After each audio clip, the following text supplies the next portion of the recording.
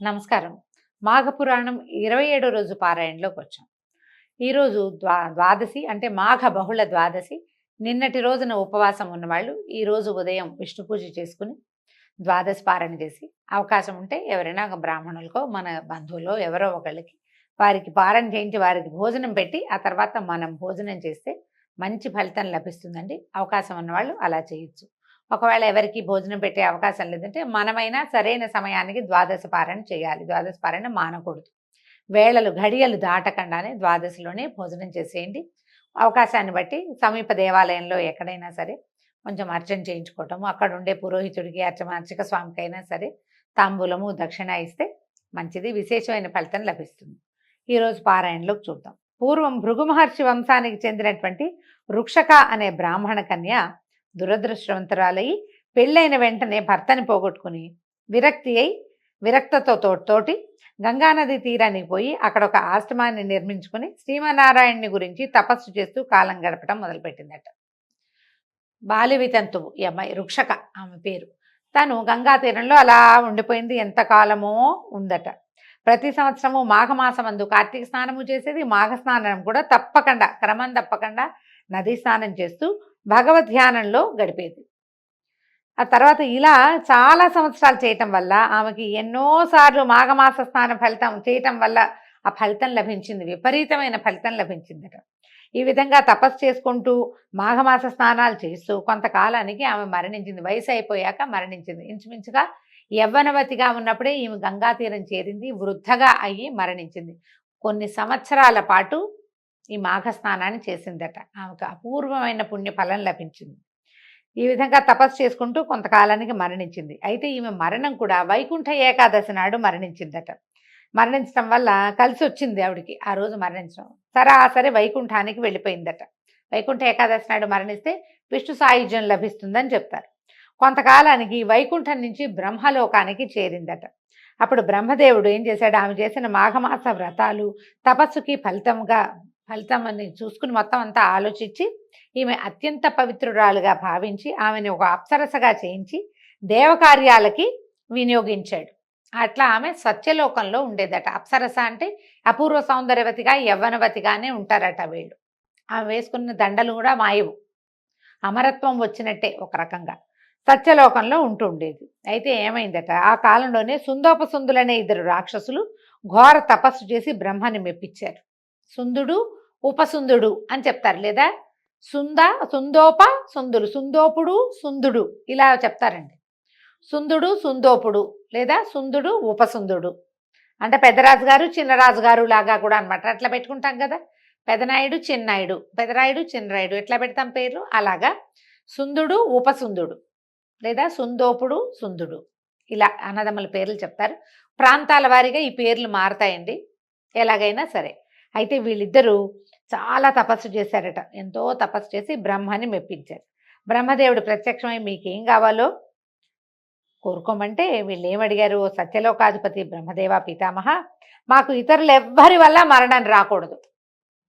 మేమిద్దరం మా వల్ల తప్ప మాకెవ్వరి వల్ల మరణం రాకూడదని కోరుకున్నారు. సరే, ఇంకా మరణం రాకూడదంటే మరణం అసలు లేకుండా అనలేదు కదా, లొసుగుంది ఇందులో. ఈ లొసుగును చూసుకుని బ్రహ్మదేవుడు అలాగేలే సరేలే అన్నాడు. ఈ బ్రహ్మదేవుడు ఇచ్చిన వరప్రభావం వల్ల సుందోపసుందులిద్దరూ మహాగర్విష్ఠులైపోయారట. ఇక వాళ్ళు చేసినటువంటి దుష్కార్యాలు దుష్కృత్యాలకి అంతే లేదు.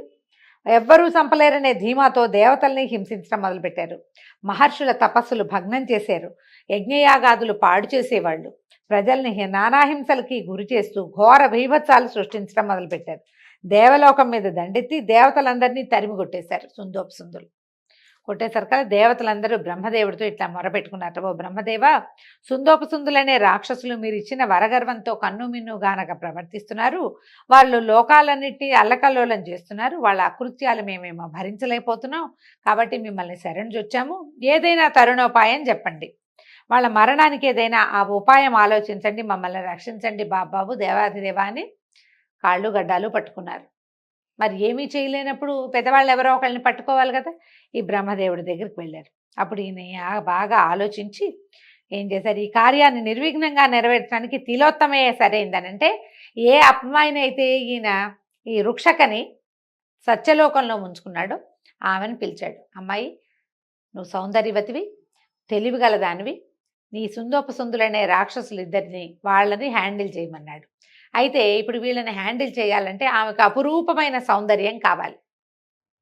అందుకని ఆయన ఏం చెప్పాడు, దేవతలందరికీ చెప్పాడు, మీరు ప్రతి విషయంలోంచి, ప్రపంచంలోని ప్రతి సౌందర్యంలోంచి ఒక తిల ప్రమాణం తీసి ఈ అమ్మాయికి ఇవ్వండి అన్నాడు.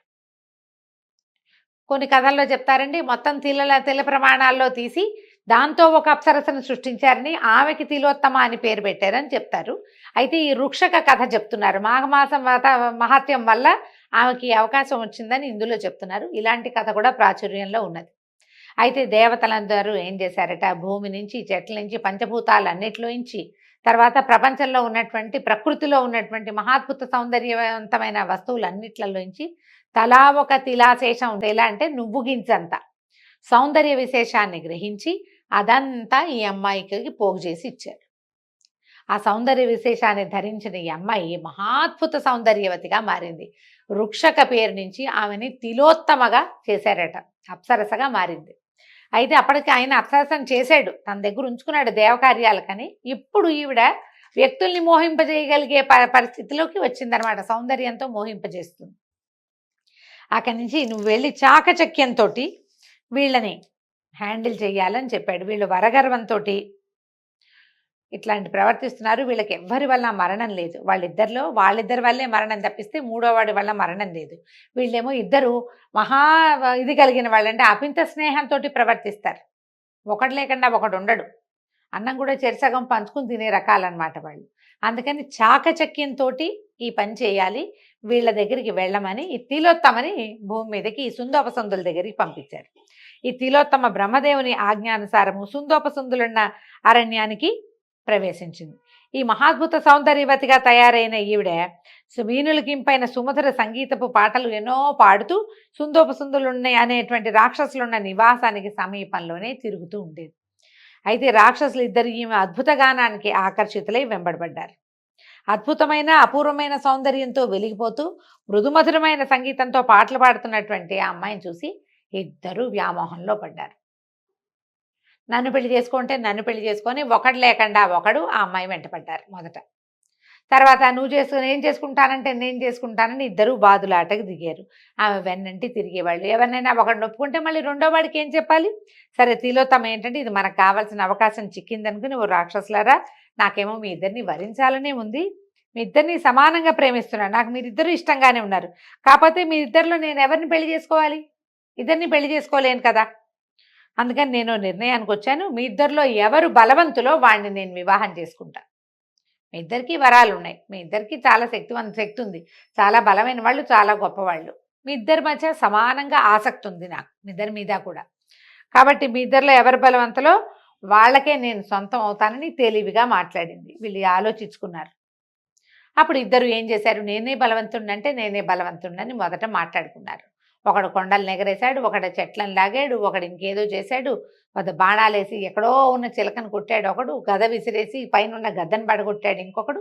నాది బలం అంటే నాది బలమని తమ తమ బలాబలాలు విపరీతంగా ప్రదర్శించుకునేసరికల్లా క్రమంగా ఏమవుతుంది, మొదట ఏదో చేతులు మాటలు పెరుగుతాయి, తర్వాత ఏమవుతాయి, చేతులు కలుస్తాయి. ఇక ఆ తర్వాత ఇంకేముంది, బాహాబాహి యుద్ధం కావాల్సిందే. అక్కడి నుంచి నువ్వో నేను మన ఇద్దరిలో ఎవరు గొప్ప తెలుసుకోవాలంటే ఇట్లా నేనో పని చేసి నువ్వో పని చేసి కాదు, నువ్వు నేను ఒకే పని చేయాలి, కాబట్టి యుద్ధం చేద్దామని ఇద్దరు ఘోరమైన యుద్ధానికి తలపడ్డారు. గదా యుద్ధము మల్ల యుద్ధము చేసుకున్నారు. ఘోరంగా దెబ్బలాడుకున్నారు, పలు రకాల ఆయుధాలతో పోరాడుకున్నారు.